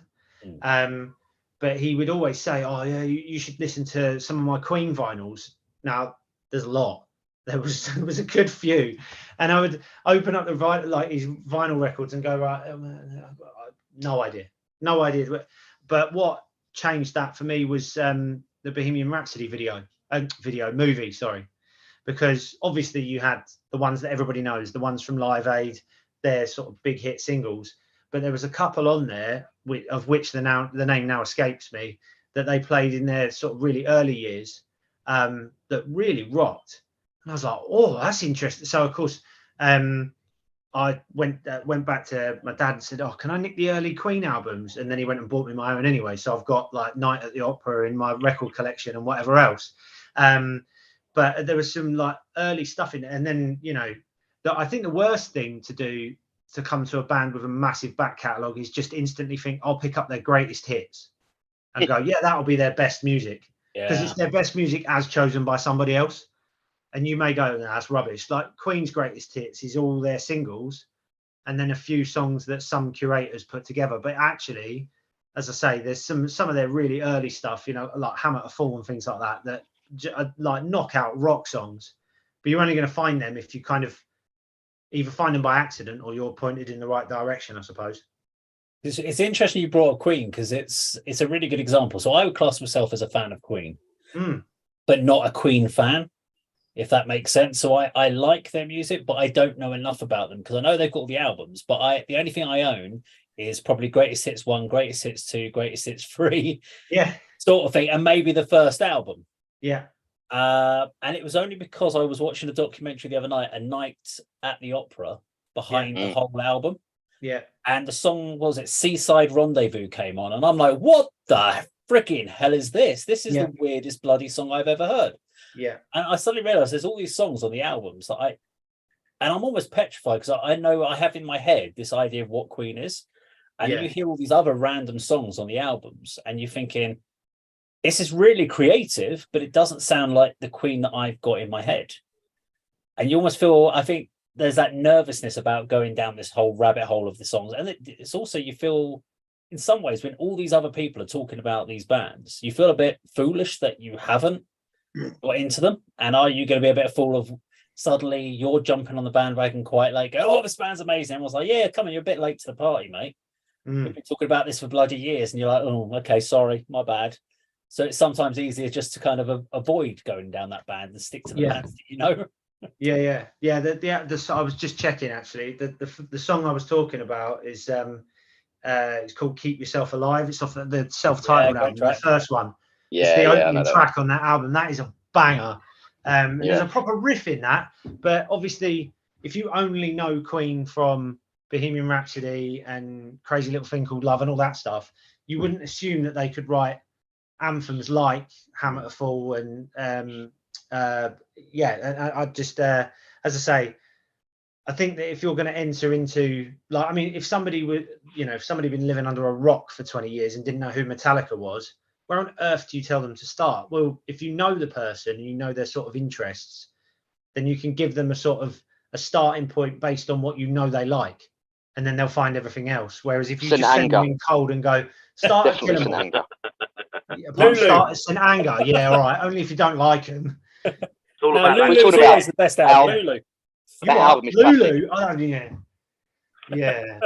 Yeah. They only did Lulu because they realised they did St. Anger and they thought we've got to do something worse than that. Mm. Dave, I know we've discussed it before, but I've just got two very quick points on this. Go My favourite bands are the ones that I followed from the very beginning, you know, because I agree with the question. If you're introduced to a band or somebody recommends and they have got a vast back catalogue, yes, it is daunting as to where to start. As other people have said, you know, if they can give you a recommendation or a starting point, as you said, Dave, if it's sort of mid-career, you can go to their newer stuff or you can go back to the beginning. And another point, I'm going to disagree with you, Alan, about the sort of greatest hits, because I was going to say another sort of good place to start is the This Is playlist on Spotify, because that is a random selection across the board. My example of that is Godflesh. Now, when they were out in the 90s on Earache, you know, I've got Street Cleaner, I've got Pure, but then for the last 20 years, I haven't heard any Godflesh stuff. So I stuck on that playlist, and there's some absolutely fucking great songs on there. And that's got me back into wanting to hear more and more of Godflesh. Yeah. Revisit those early albums that I've got back here, but also listen to all the rest. Yeah, I would say that that's probably ever so slightly different in terms of like a greatest hits album. Like I say, is usually the record label have put their best selling singles on a track, like on a record. Whereas I mean, this is 4 hours of stuff. You know, yeah, whereas if you go on to like your streaming service, Spotify, Apple Music, whatever it is, and go on to either the Essentials playlist on Apple Music or the Deeper Cuts, that will give you a real flavour of what the band's about, as opposed to our greatest hits, i.e. the ones that shifted platinum records left, right and centre. But I agree with you. I think that the streaming, that is what streaming services are very good at. If you're trying to check out a band, if you don't check out their top songs, which is their top selling songs, and go to their essentials, you'll find that you'll get a real flavour for the band. And that ultimately is what you're talking about. It's an interesting one. I also thought was you need someone to refer it to who knows your tastes as well. Yeah. Just because it's great for them. And a great band that we've referenced a few times on this channel is Paradise Lost. Now, we all have different albums that we really like. So for me, Draconian Times is my favourite album of theirs. I wasn't a massive fan of Gothic. If you'd got me to listen to Gothic as the first time I'd heard Paradise Lost, I'd have finished listening to them at that point. I'd be like, nah, not for me. And I'm sure if Draconian Times had been given to Andy as his first listen to them, it probably wouldn't have been a big thing for you. But I know that if your Shades of God, for instance, was your first listen to, you'd be like, banging album. So it's that which album do you go to get you into a band is very important, your first step into it. So it's not always the start of the band, the end of the band, the most recent stuff. Someone's got to find you what is your in point, which is that same conversation we had about hating a band, going to loving a band. You've got to find your in. So Draconian Times for me would be the one that if I got into that from there, I can then start to navigate my way. But if you have that first impression of a band is a bad experience and you're not into it, it's very hard to change that round. You've got to work a lot harder. Dave, do you know there's a consensus sometimes with a band's discographies? If we use Paradise Lost, they suffered a major slump, really, didn't they, between 1999 to 2007, where everything they put out was just shit. and I think you only need someone to point that out, and you just ignore that. And there are classics, aren't there, within a band's discography, like Metallica. Most of the time, you're probably just going to say the first 5 albums up to the Black Album. But I think you raised an interesting point there again, and it comes down to pride. And Dave, you say you're not comfortable when people enthuse about music and a band, you must listen to it, it puts you off. And I think I understand why. Because if you do get into it, you're going to feel like a fraud, aren't you? Because someone's introduces this music and you're like, do you know what, this is fucking amazing. And then you go and buy 8 of their albums. You're like, I want to buy a t-shirt. I'm going to spend £100 to go and watch them in Paris or whatever. And you know that friend you introduced them to you was the lone voice for 2 years saying, these are amazing. You just never got into it. But there are certain discographies where every one of the albums just seems to be well rated, like that band Enslaved. Where the fuck do you start with a band like that? 17 albums, is it? Opeth is another one. You just won't know where to begin. I mean, I own Blackwater Park, but it does put me off. I'm just like, I just do not have time because I know I'd have to invest so much into this band. And same with Behemoth. Like, I didn't review that album last year, the Screamblast Repeat, because of the heritage of that band. I just didn't feel qualified enough to go in and just listen to album number 10 or whatever it was in the discography and try to give a succinct analysis. So it can be intimidating. I think that is the word, isn't it? And if there's no guidance, or even the guidance is they're all well-rated albums, that's just going to make it even more difficult. Whereas Paradise Lost and Metallica, there are some turkey in those back catalogues, and it's easy to weed them out, isn't it? Okay, there we go. That wraps up that topic. That was a long topic, that one. Didn't think it was going to go on for as long as that. Okay, this one should be an interesting topic, or a short topic. What's more important in a band or as an artist, to be liked or to have talent? Talent. Right, well, there we go. Next question. So the reason I'm going to throw this up there are some really good musicians that have got a massive amount of talent, but are complete dicks, and instantaneously they act like dicks, they act like twats, and you're just like, I've not got any time for you. You can obviously play guitar, you obviously can sing well, but you act like dick, so I'm not going to give you the time of day, basically. And I don't care how amazing you are on stage, you're still a twat, and so I'm not going to give you any more chance. Then you get people that can obviously they're good. They can write some nice riffs and stuff. They're not the most amazing musicians, but you don't mind. But they're very nice people. They connect with you. They talk to the sound guy. They work with the rest of the bands. But to get on in life, and I'm probably talking more from the early stages of your careers rather than being when you're playing Wembley Arena, because you can be a dick at that stage and you can be classed as a rock star at that point, and that you can put it down as your persona.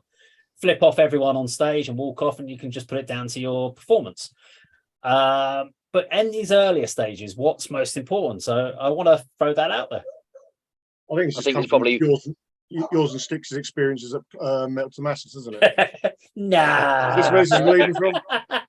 Never. There is one specific band I know that there was. So I think there's an old saying, which I was always told. It's who you know, not what you know. So I think it's probably being liked.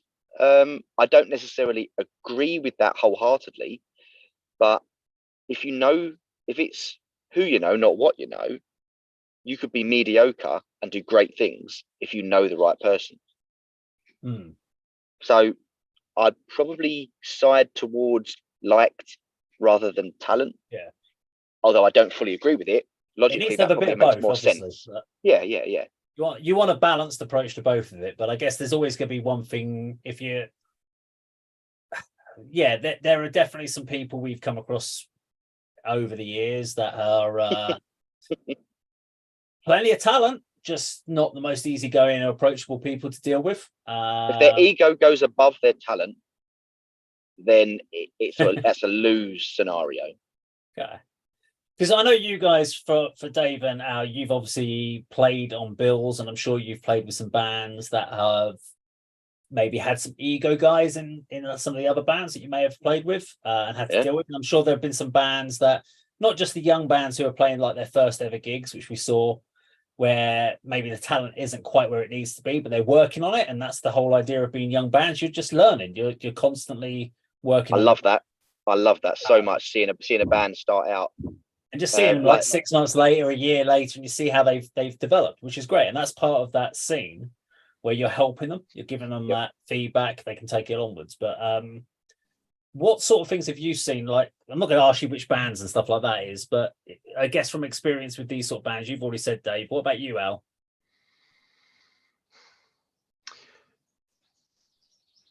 You just stumped me there for a second. I went to speak and just appeared to have no vocal cords. The thing is, like you kind of said, once a band gets to a certain level and they're on stage at Wembley Arena, no one in that room knows them, with the exception of the people backstage and their bandmates and maybe the sound guy if they're lucky. So if they are a bit of a cock, then no one really cares because they're there for the music and whatever else. And you might read stories in, whatever magazine or like on some like clickbait thing on Facebook about how, I don't know, they were snorting something off of a hooker's whatnots on Saturday night and then like I punched didn't. the roadie in the face. Did I heard? But I'm not a hooker. but no. It was off Alan. Alan. Yeah, but like that kind of pales into insignificance because they kind of made it. But at an underground level, at a level where I think what you kind of need to understand is that this is a hobby for everyone, and you can't pretend to be better, worse, or otherwise than anyone else because there's always a better band around the corner. And if you behave like you're everything that God made and more, and then you get found out because you find that better band, but you've put everybody's nose out of joint on the way, you'll soon find that no one wants to put you on shows and no one wants to come and support you. You know, like consider, you mentioned Metal to the Masses, you consider how many band members from the local scene were in those shows, were turning out to come and see each other and say hello and support the bands that were playing for no other reason than they wanted to be there to support their, you know, their friends, the people they like who are in those bands. That's something really rather special. Whereas if you behave in a manner that is abrasive and that puts people's nose out of joint, and you know, down to like the crew and whatnot, if everybody thinks you're a bit of a jerk, then the likelihood is you're not gonna, like, you may end up being able to bring your mum, aunties, boyfriends, whatever's, like, and 50 odd people because you've rounded them all up because your mum's text everybody saying you're all coming because I said so. But ultimately, if when that's all said and done, if you're left with a scene that thinks you're a bit of a knob, you're never going to fit in and you're never going to actually get anywhere locally. And that's where it all starts. That's where your following starts. Is that Dave? Is that why you moved to Hertfordshire, Dave? That's where That's deep. Maybe. Sorry, Al, carry on. No, I would. That's good actually. No, but as I say, ultimately, you know, if yeah, exactly. Ultimately, if yeah, I do think that like everybody, you know, everybody wants to stand and watch a talented band. Of course they do, but it does help if you're nice people and you are approachable before and afterwards, and you're seen to be like contributing and you know, doing like your bit to support the other bands, you know, like for example, not packing up all your stuff and disappearing as soon as the band before you was finished playing. You stick around and, you know, like you might make the night a little later for you, but you stick around and you know, you stand reasonably at the front and you're not knobbing about backstage and you're actually supporting the bands. I think that matters. I think that being a liked part of the scene really does help. So Sticks, from your point of view, when you get a band that's being a bit knobbish and they ask you to, can you just bring up my monitors a little bit? Do you actually just not bother and just go, yeah, I've done it, mate. Yeah, it's fine. It goes one of two ways. There's times where you can just touch the pot and they'll go, oh yeah, that's brilliant. And you haven't done anything. And you just instantly look, go, you're a knob. And there's other times where people just want so much in a monitor, you just go to full hog and go, there you go, there's everything. And then they go, oh no, actually it does need to go down. Yeah, if I can nip it. I think a lot of it goes back to like where we were on the first question. It's knowing your craft. If you're going to have the persona of being a dick, you need to know when you can be a dick. But there's certain people in the industry you don't be a dick to. It's bands that you're going to be playing with. Don't mess them about. Your promoters, your sound guys, your venue owners. They're the sort of people who, even if at times you don't like them, you need to have a little bit of a respect for what they do, because at times they can have a bit of a clout on where your career goes. There's a band competition in Cambridge that I run, and I've had bands enter that and mess me about so much that I've just blacklisted them. Yeah. And now there's plenty of gigs in Cambridge that they won't play because I've spoke to other promoters about them and how unreliable they were, and just being a bit of a dick. That's a whole city almost gone for them. It's just about knowing when you can have that persona of being a dick. Yeah, I think you just raised that final point there was actually a good one, because I've just going to say I know of a few venues and promoters that I've spoken to have asked me a couple of bits of feedback of either Metal to the Masses or from other venues, etc., that I've covered, and said, could you just confirm which band that was? And I have, and they're like, oh right, yeah, they were acting like twats or dicks when they came here, and they've asked about another gig and we're not going to give it to them because they had that issue, because they were like, we were trying to remember the band name and we couldn't. They asked me about it because obviously I've covered a lot of different venues, whether it's in Cambridge as well as obviously Hitchin and other bits like that. So I think so. We kind of said it's good to have talent, but obviously be a likable person and don't be a dick. There you go. I'll do. Yep. That'll do for that one. Okay, I'm going to do one final question for today. And this is one we're going to have to try and work on. Can you make a living as being a musician? Simple as that. No. And how? No, right. So no, right. Pretty much no. Because it's obviously changed quite a lot in the last 10 years significantly. Obviously the way to earn money as a band has significantly had to be changed. Many bands are having to try and do it from obviously on the road, because you're not really making money from albums. So that doesn't really kind of cover you. Merch, with the percentage that you have to give to venues, that doesn't really cover it. So a lot of bands, the only way that a lot of touring musicians can do it is by being on the road a lot more than they wanted to. So whereas they may have gone on tour for 3-4 months of a year, they're now trying to be out on tour for up to 10 months a year, so that they're constantly getting that revenue from the live performances. Because from the way I see it from a band point of view is you're constantly paying for things. You're not really getting anything coming in. You might get a bit of money from a gig if you get a reasonable turnout, and you might sell a bit of merch, which just about covers your merch costs. But you're always paying for your rehearsals, your fuels, traveling to gigs, putting out new albums, whether that's from home recordings or whether that's through digital or whatever it might be. So I'm intrigued especially from Dave and Al's point of view as current bands that are currently working within the scene, is like, how do you see yourselves earning money within it? Obviously, if it's just a hobby, it's just a hobby. But obviously no one just goes into it the mindset of, if it's just a hobby, you just play some gigs and you write a few songs here and there and you go, yeah, I'll be fine. But obviously you're putting music out there. How could you see yourself being able to earn money where you could actually put this as almost a permanent job? So I think to answer your question, what you asked, no, you can't as a musician. As a creator, yeah, you probably could. As a business owner, yes. And I think nowadays you can't just be a musician. You've got to have a business. You've got to look at it from a business plan. You've got to look at it from profit loss. You've got to look at it, right, what are we putting in? What are we getting out of it? What can we change? What do we have to sell to be able to make the next target? For example, we're back in the studio.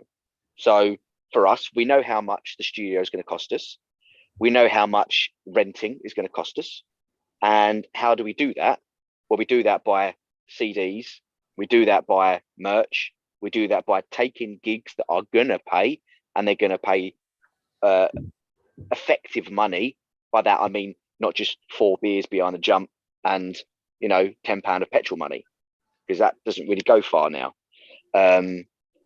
So no, but there are ways to do it. Be a content creator, not just YouTube. I mean, like, create content in many different ways. So that's how I would do it. Okay. And it's working. We're not really out of pocket. We're able to filter that back in to then get it back out to sell products to put it back in. So okay, well, what about yourself, Al? Because obviously it's that balancing act of, you still got to do your day job because you've got to pay your mortgage, you still got to pay all those sort of costs that are coming out. So there's that, you've got to do a day job, which is what we're seeing even significant bands, I would say. There are still bands out there that are doing the festival circuits, they're doing tours, but when they finish, they come back off that. They do their 4 weeks, 5 weeks out, and then they go back into whatever it is they do as their day job. Some of them got jobs as plumbers, some of them do part-time work, some are lorry drivers, some are, you name it, they're out there doing these other types of jobs, which is to give them their revenue so that they can go back out on tour again. But so Al, from your point of view, how do you see a revenue stream as a musician, if you were to go down that road? In a kind of multifaceted, but I hope fairly short and sweet answer. So my old band, our impression was that we would get a name out there for ourselves and make it by doing loads and loads of shows. So in 2010, we did 56 gigs in a year. It's a lot. It was like most weekends, if not every week. As a matter of fact, it was pretty much every weekend, sometimes Thursday, Friday, Saturday, all around the UK, doing bits and pieces. But we missed a trick because we never released, as Dave said, that content, that media that people could consume post-gig. And that ultimately, if I'm being honest with you, was the reason why when we ended up having a fairly brief but real conversation with a label, they said, right, you know, what demos have you got and what content have you created and what music videos have you done? We're like, well, we've got a couple of singles that we did in our guitarist bedroom, and that wasn't enough, obviously, because we've been too focused on just playing shows and touring. But I think being in a band and being very, very good at what you do is one thing, but actually making a living off it is incredibly hard. So a little while ago, I watched the While She Sleeps documentary. While She Sleeps are now 5 albums deep, and they released their first album, this is 6, and Brainwashed, and at the end of that they were still having, as you said, having to do casual work to make rent. So this is a band that's on, I saw them on the Metal Hammer tour with Silosis in 2012. At that point, they're still doing that part-time, if you will. They haven't made a living as yet. They did a crowdfunder to raise the money for So What, their 4th album. And the only the reason that they are now getting to a point where they're able to live it and breathe it every single day is they did 2 things. One, they bought a warehouse and then kitted it out as a studio, so they had their own studio. They could store all their tour gear there, and I think at one point their guitarist was living there. But the second thing they did was they created what's called the Sleep Society. So they made it like a club. So that is, I'm sure you're all familiar with like Patreon. So Yeah. you pay a certain amount a month and you get a certain amount of, you know, secret tracks, secret videos. They then started invited some of their real hardcore fans to what they call Sleeps Brothers, which is what their warehouse unit in Sheffield's called. They would invite hardcore fans over for parties, like, you know, like album listening parties or gig rundown parties or whatever it was they were doing. But all of that was created through social media and essentially like an internet following that allowed them to expand their horizons and then basically take control of their own music. So in no uncertain terms, be it making a living off of original music these days is harder than it's ever been, because on social media you are competing with the clickbait stupid videos, or, you know, the Instagram influencers, let's call them, you know, that are varying, you know, either TikTok challenges or chicks running around with no clothes on, like, to rap songs or whatever it is. And it's very easy to fall into the sort of background noise. You have to have a kind of USB. It has to be relevant and regular, and that's very, very difficult to do. It's very easy to say every day this week I will do a Facebook, Instagram, TikTok, Twitter post, but to have something that's actually relevant and live a normal life, you know, hold down a normal job, is really difficult. And I think that particularly if you are coming into this with existing commitments, it's nigh on impossible, because you have to you have to live and breathe it. You know, like as I said, in my old band, we did live and breathe it pretty much. I you know, the job I do now, I happily would admit that I would have walked away from it in 2012 if the right offer had come in for a European UK tour or whatever, if I thought it was going to make enough money to make ends meet. But once you get to a point where you have commitments, whether it be family, whether it be property, whether it be whatever else, it becomes even harder because life is expensive and it is very, very difficult to get in front of the right people. And actually, as you say, with people taking cuts from merch and people taking cuts from this, that, and the other, and no money really coming in from streaming, it's really, really difficult. So, of course, it's doable because people do it. But these days, I think that you have to spend an awful lot of time at your desk creating really like interesting content of some description about your band to get yourself out there. And ultimately, you got to spend money, but in a different way to what I used to think you did with like PR and like AR agents and whatnots. You're now talking about paying Instagram or Facebook to boost your posts and then influencers to react to this and this, that, and the other. It's completely changed. And it's, as I say, if you're trying to hold down any sort of job and a family, that's a real tough ask. Yeah, Dave, can I just contribute to this point then? Because we mention this regularly, don't we? So what you learn now, it's so important to own the masters and the publishing rights of your music. But even if you own those, how do you get to that A level, that top tier, the higher echelon? It's more or less impossible, isn't it?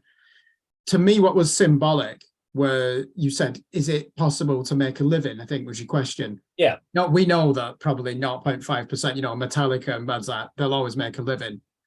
And I wouldn't be surprised if they're the first band in the age of streaming to probably even shift 1 million units of vinyl, you know, for that new album, which would be an incredible achievement. But when that bass player from Nightwish quit, is he called Marcus? Marco, yeah. Marco. Have you just assume that they're millionaires, don't you? When you look at them, just look at the show that they put on, the album sales in the late 90s, early 2000s, where they cracked America.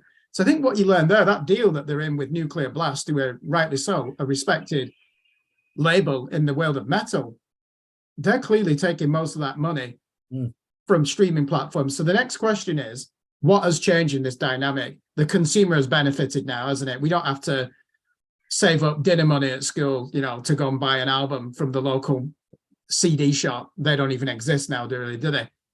Everyone can access it and a subscription. So Spotify, 70% of those royalties should go to the artist. What you find is probably 60% of that slice goes to the record company because they own the publishing rights. They own the originals.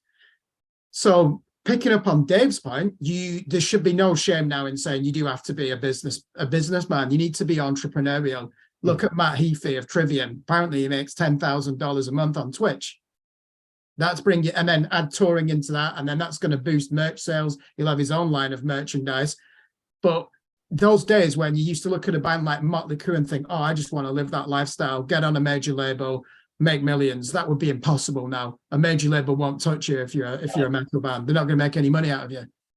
And then when you also look at that idea of, oh, okay, can I support myself by doing the usual thing like Alan said, which is very honourable, 56 shows in 1 year, put everything into it, and the ups and downs, but also that shared sense of euphoria that the four of you had where you're all connected on this common goal must be magical to experience that. I wish I'd ever done that in any form of collective. But that's not enough now, is it? You can't just tour and rely on merch sales because there could be venues that take 25% of your merch sales that night. So my final point is, any form of industry where there are millions at stake will attract what an economist will call a rent seeker, who is known as an unproductive person who is just skimming money and they're not doing anything for it. Those people are intelligent now. So as a musician, you've almost got to become an intermediary yourself and a rent seeker, which is a dirty word. And as you said, Dave, diversify your revenue streams. What are they? We're now in a stage where Patreon is the first step, where we're looking at it as producers, and maybe not me, I'm a consumer, thinking, okay, this is something that might catch on. It's almost as if, like with While She Sleeps, course you get something great for that. You almost feel like a taxpayer, don't you? And you're not going to hold that band to account, be like, hey, I'm paying for this. I want something great. And if you want to continue to deserve my money, what are you producing? I know there's going to be loyalty as well. And there's also an element of passion, isn't it, where money doesn't come into it.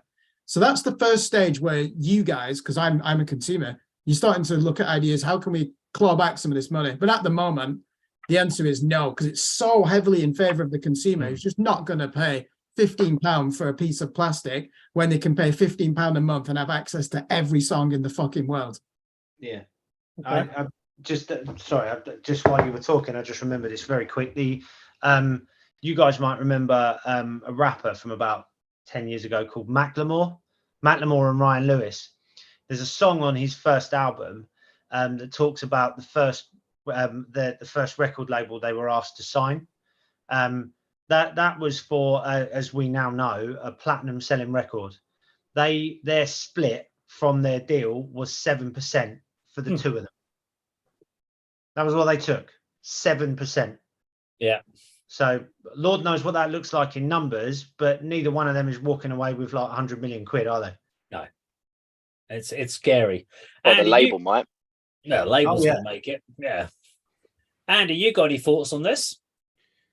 Well, he's already touched on about Patreon. I mean, I just was thinking about our friends in Kane. Yeah. You know, another really hard working band who are doing something on Patreon that I'm quite new to. You introduced me to it, and it's just another sort of revenue stream. It's another way of sort of setting you apart from some other bands. You know, they're using Patreon in a great way. There's different sort of levels. You know, the content has got to be good to earn your money, but they're also sort of repaying their patrons, if that's the right term, with sort of exclusive T-shirts and CDs and the like. So, but yeah, I agree with everybody else. It's not impossible nowadays to make a living from music in any genre, I would say, unless you're very, very, very lucky. Yeah. Sticks, what about yourself? Because obviously you've done some of these, you've done like the Cambridge, you did Strawberry Fair and stuff. So you've seen a lot of bands kind of going through the scene, etc. So what about you with the experience in these sort of bands? I mean, Tonight probably would be a guy that's kind of doing some things right, I guess. But what else have you seen? Have you seen bands that are doing the right sort of things to kind of make it moving themselves forward? Tony or Tonight is one of the examples I've actually got written down here that I've been making notes on. So for me, making a living in music depends on exactly what it is you want to do and how you're doing it. So if you're purely doing your own stuff, purely doing originals, you're not going to make a living out of it anymore. If you're willing to do the graft and a few other bits as well and change your perception on it, you can make a living as a musician. So for example, Tony, I know as a friend, he goes out of a weekend, he's in a wedding covers band. Still a musician, he's playing someone else's music though and getting paid quite well to do so. As I've got a few other friends who also do covers bands of a weekend, weddings and events, everything like that. So that's where their main money is coming in as a musician. And then during the week, they're working on their own projects, whether it be busking, recording, anything like that, and getting a bit of an income that way. So you can make a living out of being purely a musician. It's just what type of musician do you want to be? Interesting. I'm going to wrap this one up as this was the last topic for tonight. So one of the things I kind of think is we've seen it with like big bands or relatively big bands or known bands like the band The Darkness, Justin Hawkins, I think I'm guessing his name. He in the last year set up a YouTube channel, and actually that's one of his main revenue streams now. So he goes on, he talks, he actually does reactions, he does talks about latest news, latest topics. And actually, because he gets a decent subscriber viewpoint, he actually makes some decent revenue on that. So he's had to diversify his revenue stream because doing the headlining shows with The Darkness is not going to cover it. It's just not going to pay the revenue that he was used to when he was doing the albums and CDs. Even with us on this channel, we'll put a video out every day and you go, wow, yeah, great, you're doing that. You're putting a video out. And if we get 100, 150 views, we're like, great. If we get the 5,000, 10,000 views, even better. But there are 3.7 million videos being uploaded every single day to YouTube. So we're put our video is up against 3.7 million other videos also out there trying to put content out. So it's the same as Spotify. Everyone's putting new albums, new singles out. So you're competing with this huge, vast variety. Is this your way of saying we're not getting paid? Huh? Yeah. Is this your way of you're saying getting we're nothing, not mate. getting Nothing. Yeah. I'll send you some custard, mate. All right. paid? Deal. Mate, as long as it's ambrosia and Devon, Don't it's have the fine. ambrosia, mate. But I was just saying, it's how the value has changed. The same as how we talk about the value of DVDs or movies has changed. So streaming platforms, Netflix, you pay a certain money, Spotify, you pay the money. I was just saying to Andy, I went out today to a place up in Amersham Way and I bought 1,000 DVDs for 20 quid. Literally 10 massive big boxes just full of random DVDs, collections. And I'm like, that's okay, there was some duplication in there, but 600 completely original DVDs. And I'm like, great, they're all like duplicate, like box sets and all sorts of stuff. Because they're not worth anything anymore because of streaming platforms. And I was trying to explain to the guy, he was like, why are you buying all these DVDs? And I went, but actually there is a value to them for me because a lot of this stuff won't be available on streaming platforms. Because streaming platforms recycle and recycle. And the other thing I really like about DVDs is they have all the bonus features on, which you don't get on streaming platforms. And that's why I go after that. But if I was to go back 10 years ago, there is no way I'd get 1,000 DVDs for 20 quid. And unfortunately, that's where the models change. And the same thing has happened within the music. So what you've now got to do is you've got to completely diversify everything you do. It can't just be about doing one YouTube channel. It can't just be about putting one type of video out of your channel. So if you're in a band, and I've seen a lot of bands think, well, the content they're going to do is video from rehearsal studio. No random person's going to pick that up. That's only going to be fans of the band. And they're only going to watch it 1 or 2 times. If you keep posting rehearsal videos, there's only so many times you can rehearse and they're going to see the same songs time and time again. So you've got to think about what that content is going to be. One of our best videos in the last few days is actually some of the shorts that Andy shot from Metals to Masses final. Yay. So I posted, basically he did the video of the sentient wall of death thing. I didn't have time to put it into the final video. So I just posted it. It was 40 seconds as a short and that got loads of views for the channel and they can be monetized. So it's about thinking about using the shorts, doing your TikToks, you've got to be on about 8-9 different platforms constantly posting. And what's really weird is it goes against our common nature because what you're sitting there going, look at me, look at me, look at me, posting in groups, posting on web pages. And you think, do you know what? I'm being an annoying git here and just putting this footage in front of people. But you've got to remember that within about 30-40 seconds, that footage is going to have disappeared down the timeline. So you've just got to keep doing it. You've just got to keep posting, keep putting your stuff out there. But my biggest challenge for me doing it from a video content, not necessarily just from a band point of view, is the amount of time it takes. It's a full-time bloody job. And that's your hard bit as a band right now, is that if you want to do all those extra bits of content to promote your band, you've got 8 hours a day that you've got to find to do that. Because you can't just post at 6 o'clock in the evening when everyone else gets in from work. You've got to think about your other time zones. You've got to think in the early mornings. You've got to schedule things in. You've got to think about when you can do a web chat or a live stream. And you've got to contact all the little reaction channels that are going to help you out and get your videos out there. Because if you go to the big reaction channels, they're not going to touch you with a barge pole. They'll be like, you're not going to get me any views, but you need to. So there's so much that people need to do. And I think that's the biggest problem for bands right now is how do you find the extra 8 hours in a day and know what to do with that time? Because where do you start? It's like we'll talk about going back through the band back catalogs. You've got 10 albums to do. It's the same with when you're trying to think about how you move your band forward is where do you start? It's easy to post a post on Facebook about you've got a gig coming up, you've got a new release, you've got your Spotify and you can do your YouTube channel, but what else are you going to do? And I think that's the hard bit for a band to make a living. You've almost got to do 8 hours extra work and hit all the platforms and work about where all your revenue streams are going to be on, whether it's on Twitch, whether it's on YouTube, or it's TikTok. And you're going to have to be on every single platform out there promoting and putting content out. And that's the hard bit. And I don't know how people are going to do it. You've got to do 2 jobs effectively, unfortunately. At least. At least. There you go. That's it for today, guys. Dave. Can I just plug a gig before we wrap up? What's that? I'll just plug a gig this coming No. weekend. Okay, yeah, you Okay. can. Our friends from St Neots, Own Your Life, hardcore band, are playing at the Hope and Anchor on the 1st of July, this Saturday in Islington, with Radioactive Rats, Living Martyr, and the headliners are Ball Kick. So if you like your UK hardcore, get yourself down there. Thank you. Isn't someone else playing at the Red Lion as well on Saturday? Yeah. Oh yeah, there's a few people playing, aren't there? Yeah, we've got Lowdown, we've got Before Sirens.